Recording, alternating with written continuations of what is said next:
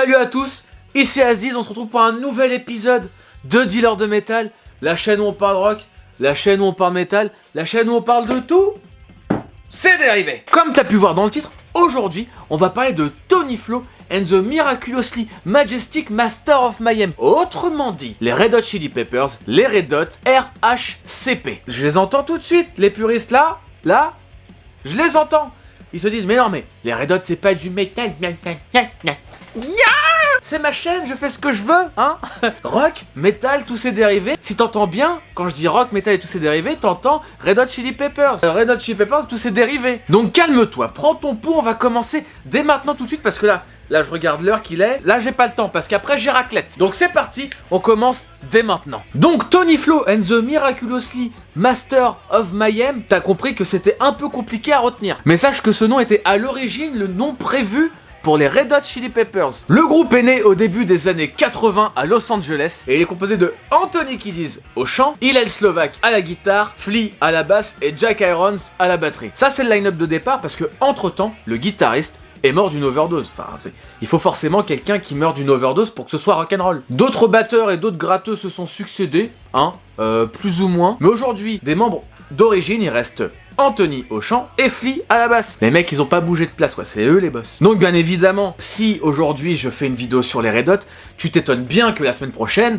je vais essayer de composer comme les Red Hot. Donc là, je vais parler plus d'un aspect historique, et la semaine prochaine, on va parler d'un aspect plus musical. Donc, ce qu'il faut savoir, c'est que les Red Hot, ils ont mis pas mal de temps avant d'être populaires. Et ce, malgré le fait d'avoir signé sur un gros label qui est EMI à l'époque. Car c'est uniquement au bout de leur 4e album que le groupe a commencé à level up, quoi. Ils étaient proches du top 1. Oui, parce que du coup, ils ont commencé à être populaires de manière locale, et puis régionale, et puis nationale, et là, internationale. Là, on y est avec le 4e album. Parce qu'avec un premier album qui se nomme tout simplement Red Hot Chili Peppers avec une pochette totalement dégueulasse, mais qui représente vachement cette époque de manière graphique. Je sais pas si ça veut dire quelque chose, mais je me comprends. Et leur 4e album, Mother Milk, eh ben il y a 5 ans qui se sont passés. Ce qui aura permis au groupe de trouver son identité et un bon graphiste.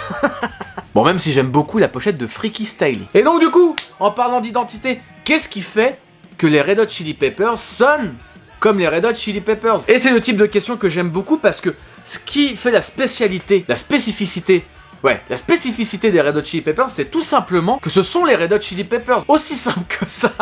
Pour imaginer le truc de manière grossière, ce sont des blancs tout nus qui se sont appropriés la musique noire de l'époque. C'est un mélange de rock, un mélange de funk avec quelques touches jazzy sur les bords. Parce que quand je me suis renseigné, j'ai trouvé dans leurs influences des artistes comme James Brown, Jimi Hendrix, Bad Brains. T'as aussi George Clinton. Enfin, t'as beaucoup d'hommes noirs, d'artistes noirs qui ont beaucoup de groove en eux. Mais pour moi, si je dois définir les Red Hot Chili Peppers avec un seul mot, je dirais tout simplement énergie. Alors je sais pas si c'est folie ou énergie. Je dirais énergie.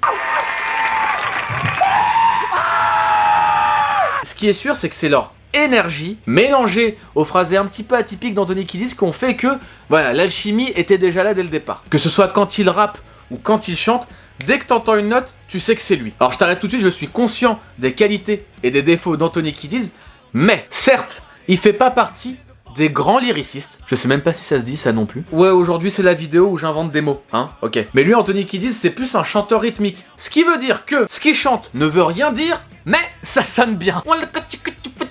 D'ailleurs, à l'époque, le style qui cartonnait, c'était la fusion. La fusion, comme le nom l'indique, c'est un mélange de genres. Il y a même beaucoup de personnes qui confondent la fusion et le néo-metal. Enfin, il y a vraiment une petite différence entre ces deux styles-là. Et d'après moi, le groupe qui représente le mieux, c'est le groupe Fishbone. Et ça tombe bien car les Red Hot ne se sont jamais cachés d'être de très gros fans de Fishbone et de s'inspirer de leur musique. Ils ont même réussi à les faire venir jouer sur leur album The Uplift Motherfucking Plan. Et ça, c'est la classe. Donc tu vois, ce que j'aime bien avec l'histoire des Red Hot, c'est que c'est vraiment un groupe à la base underground avant que ça devienne vraiment le truc ultra planétaire, mondialement connu, tel qu'on le connaît aujourd'hui. Et comme je te disais, même s'ils avaient signé chez un gros label, ça n'a pas empêché au groupe de galérer. Donc à l'époque, avoir un gros label derrière soi, ça faisait pas tout. Mais c'est avec l'album Mother Milk que les Red Hot ont passé un vrai cap. Là, tu vois, le retour sur investissement, le temps passé, etc., tous les sacrifices qu'il y a eu pendant 5 ans, là, ils commençaient à le voir de manière concrète. Donc petit aparté pour les groupes qui se lancent,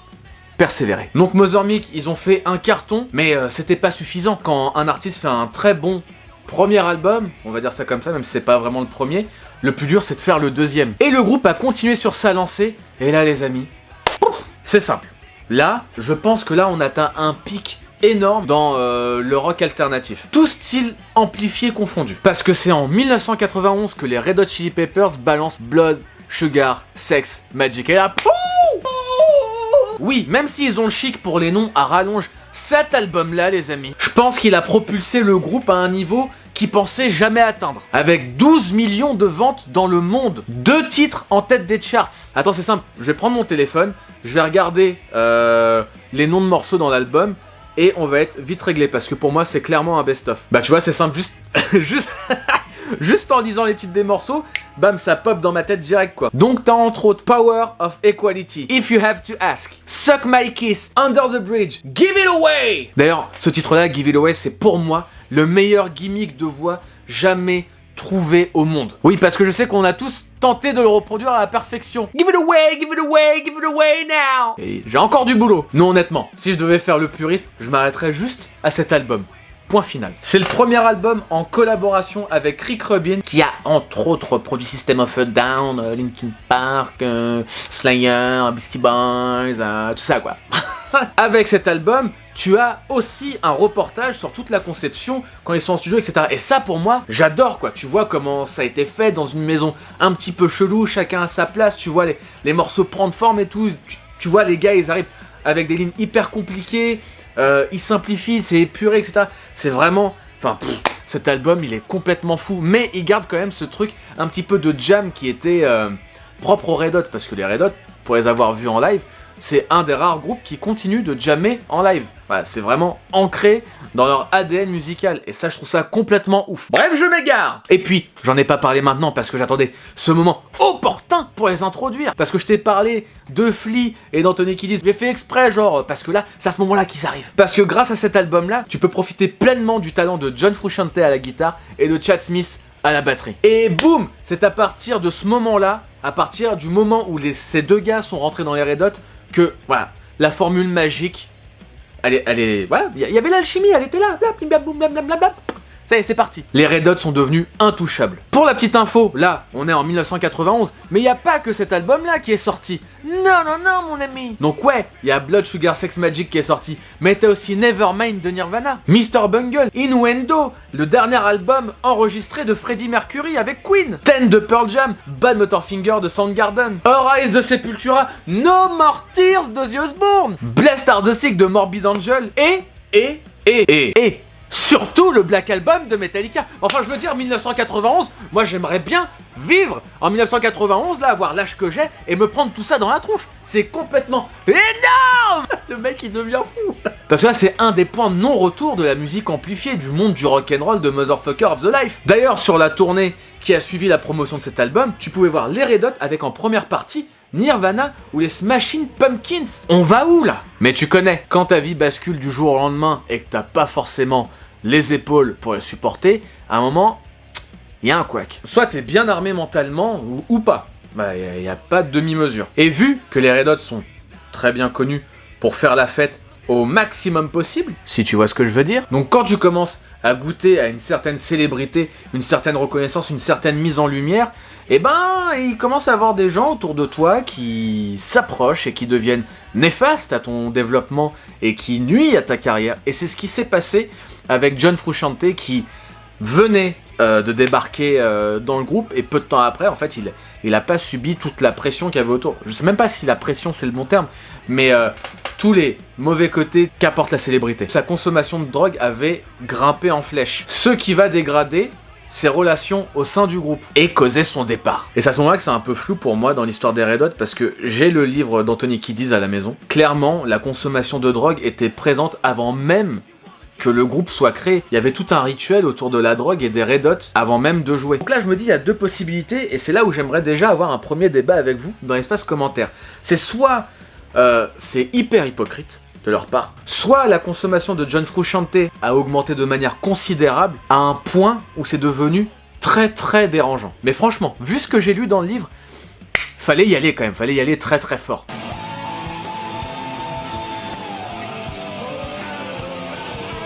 Bien, comme je vous le disais, se droguer c'est mal. On parle quand même d'un groupe où le père du chanteur est le dealer officiel du tout Hollywood. Suite à ça, Dave Navarro qui jouait dans Jane's Addiction, qui par la suite deviendra jury dans Ink Master, ce qui donnera l'album One Hot Minute. Alors cet album est vachement différent, il est un peu plus sombre, ouais, il a des riffs un peu plus métal entre guillemets, enfin on est vraiment sur un autre délire guitaristiquement parlant. Alors il y a ceux qui l'aiment, il y a ceux qui le détestent, ou alors il y a les gens un peu comme toi et moi, enfin je sais pas, donne-moi ton avis, qui en fait c'est pas ton préféré, il y a des morceaux cool, et du moment qu'il y a des morceaux cool, c'est cool quoi. Au passage, l'album est considéré par Philippe Manœuvre, journaliste chez Rock & Folk et expert en black metal.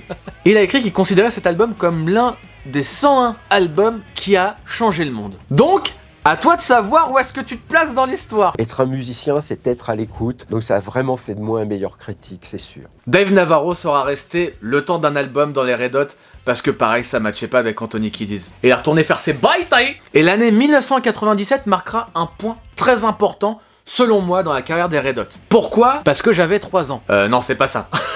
Flea et Anthony apprennent que leur ancien compagnon, la guitaristique, a tout perdu. Il est ruiné et sans abri. Suite à ça, et après plusieurs conversations, et vu qu'en vrai, il n'y avait pas de gratteux qui faisait le poids, ils ont décidé de réintégrer John Frusciante dans les Red Hot. L'exigence qu'il y avait, c'était qu'il fallait qu'il se soigne. Et moi, je trouve que c'est une bonne chose, parce que suite à ça, l'album Californication est créé. Et là, je vais sûrement me faire taper sur les doigts par les puristes, les mecs du premier album, etc. Mais en vrai, il y a un écran qui me protège. Voilà, il y a un écran qui me protège. Si tu me tapes, tu casses ta télé, ou ton ordinateur, ou ton téléphone. Du coup, je suis protégé. Mais pour moi, c'est à ce moment-là que les Red Hot est devenu les Red Hot. Je m'explique. C'est qu'ils ont enfin trouvé le son, leur identité, le truc qui fait que c'est les Red Hot. Il y a toujours le côté funky, mais c'est devenu plus minimaliste du côté de la guitare. Je trouve que c'est vachement plus organique. La relation entre la basse et la batterie est phénoménale. Mais je trouve que là, et là c'est totalement subjectif ce que je vais dire, mais là on n'est pas dans la démonstration, il y a vraiment un travail de groupe où les mecs mettent tout leur talent au service de la musique. Et ça crée des chansons. Parce que c'est à ce moment-là que les Red Hot ont intégré ce côté pop qu'on leur connaît aujourd'hui. Et c'est aussi pour ça que je dis les Red Hot ont eu leur identité à partir de cet album-là, parce que c'est ce qu'on imagine des Red Hot aujourd'hui. Parce que je trouve que c'est au niveau de la voix qu'il y a un côté pop, parce que Anthony Kiedis, là, il prend le risque de chanter, mais il assume vraiment. Ça reste tout autant qualitatif du côté chant rappé, parce que voilà, au niveau rythmique, il est quand même très très bon, parce que c'est son domaine de prédilection, quoi. Tu sens qu'à ce moment-là, le but c'était de faire des chansons, et le pari est gagné parce que, si je me trompe pas, Californication est l'album le plus vendu de la carrière des Red Hot Chili Peppers. T'as capté là le retour en force de ouf, parce que là les gens ils en pouvaient plus à le retour de John, genre Et pour moi c'est à partir de cet album là, c'est à partir de Californication que les Red Hot ont endossé la cape du groupe californien par excellence. Parce que c'est à ce moment là que le mot California est utilisé à tort et à travers. J'ai fait mes recherches, et si je compte tous les endroits qui font allusion à la Californie, j'en compte 49. Et je pense en avoir oublié parce que je connais pas toute la Californie non plus. À partir de là, bon, Californication, c'est leur 7ème album, ils en ont 11, donc c'est un peu pour ça, moi, dans ma tête, il y a des mots un peu magiques dans les Red Hot, dont California. En même temps, c'est à partir du 7ème album qu'ils ont utilisé ce mot, enfin voilà, ils l'ont marque déposée, Red Hot Chili Peppers, tu peux pas toucher, tu peux pas tester. Et qu'est-ce qu'il y a de plus californien que les Red Hot ? Qu'est-ce qu'il y a de plus californien? Et oui, je l'entends d'ici, les Beach Boys. Et pourquoi je te parle des Beach Boys? Parce que je trouve que dans cet album, on accorde vachement d'importance aux arrangements vocaux. Tu sais, le genre de nappe là que John fait derrière.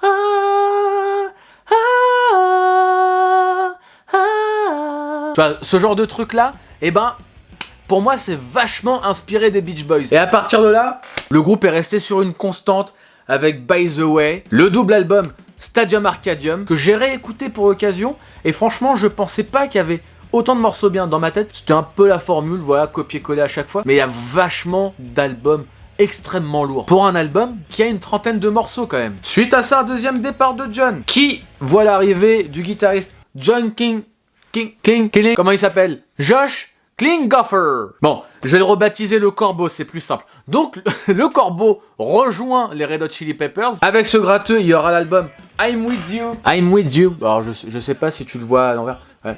Mon petit verre de water. Cet album-là, en vrai, je l'ai bien kiffé. Je le trouve vachement bon. Je pense même qu'il y a plus de morceaux de cet album que je kiffe que de l'album By the Way. Je sais pas, faut que je revérifie. Et puis, il y a eu l'album The Getaway, où franchement, il y a 2-3 morceaux potables, le reste sinon, pas ouf. Mais pour moi, le plus important dans les Red Hot Chili Peppers, au-delà du fait qu'ils soient mondialement connus, au-delà du fait qu'ils soient appréciés ou pas, pour moi, l'élément clé de ce groupe-là, c'est Flea. Parce que Flea, en tant que bassiste, il a quand même révolutionné le bass game, il a rendu la basse cool. La basse vachement dénigrée dans le rock et dans le metal. Quand tu penses au Red Hot, t'as Flea qui va avec. Après, je suis pas bassiste, donc je sais pertinemment qu'au niveau du jeu, il y a meilleur. Mais pour l'avoir vu en live, c'est tellement... Enfin, bref, tous les bassistes doivent s'inspirer de Flea. Et par-dessus tout, il joue quand même dans Retour vers le futur.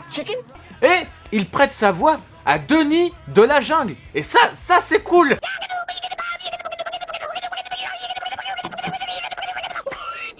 Comme je te disais plus tôt, là, avec un blaze comme dealer de métal, j'imagine qu'actuellement, il y a des gens qui sont en train de me lyncher dans l'espace commentaire. Parce que ouais, c'est pas légitime de parler des Red Hot quoi. Mais pour moi, je trouve que ce groupe a vachement sa place. Parce que déjà, j'aime bien, c'est ma chaîne et je fais ce que je veux. Mais je trouve quand même que ce groupe a laissé une énorme marque dans le monde de la musique et du rock alternatif. Parce que oui, on vous voit les groupes de reprises à la fête de la musique, reprendre des Red Hot, reprendre Can't Stop pour ne citer que ce morceau-là et le détruire sans scrupule. Arrêtez! Faut l'avouer que ce morceau est vachement chiant au niveau des placements rythmiques, mais c'est pas une raison. Arrêtez! Mais là où je veux en venir, c'est que les Red Hot ont quand même donné vachement envie aux gens de se lancer dans un apprentissage d'un instrument. Et ça, on peut pas le nier, même si c'est un groupe que t'apprends au tout début, c'est un groupe qui quand même fait la passerelle. Parce que par exemple moi, j'ai un neveu qui fait de la batterie parce qu'il a quand même vachement des parents très tolérants et du coup on trouve un terrain d'entente avec les Red Hot. Donc c'est aussi une porte d'entrée pour les non-initiés. Et ça, faut arrêter de les négliger dans le monde du métal parce qu'on commence tous avec des groupes comme les Red Hot par exemple. Autre exemple, mon pote Lucas qui fait de la batterie, gros fan de Chad Smith. D'ailleurs, il m'a fait découvrir Chicken Foot qui est un projet totalement incroyable où Chad Smith fait de la batterie. Enfin voilà, faut pas nier que les membres des Red Hot Chili Peppers, même si on n'aime pas la musique, les mecs sont quand même très bons. Une fois assemblés ensemble, il y a une certaine alchimie et qui a produit quelque chose d'incroyable, une marque indélébile dans l'histoire de la musique. Et rien que pour ça, respect. Et voilà les amis, maintenant à vous de me dire, qu'on échange dans les commentaires. J'aimerais savoir ce que vous pensez des Red Hot, comment vous les avez découverts, quel est votre album préféré. Bref, t'as compris, c'est à ce moment-là où je te donne la parole pour qu'on puisse échanger. Pour ma part, mes albums préférés, ça se joue entre Blood Sugar Sex Magik et Californication. Mais mon morceau préféré est By the Way. Ouh, ha, qu'ai-je fait de mon milkshake? Ouh, ha, qu'ai-je fait de mon milkshake? Bref, je vous laisse là. Si la vidéo vous a plu, n'hésitez pas à mettre un petit pouce bleu. C'est toujours cool pour le référencement et ça m'aide vachement. Partagez autour de vous si dans votre entourage il y a des gens qui sont fans des Red Hot. Et dernière chose, si vous avez envie de découvrir de nouveaux artistes français issus de la scène émergente rock et metal, je vous invite à aller dans la description et découvrir ma playlist Dealer de métal sur Spotify. Faut que t'aies Spotify. Toutes les semaines, la playlist est mise à jour, en général le dimanche à partir de midi, et vous pouvez kiffer et aider les artistes à gratter quelques streams. Voilà, je pense avoir tout dit.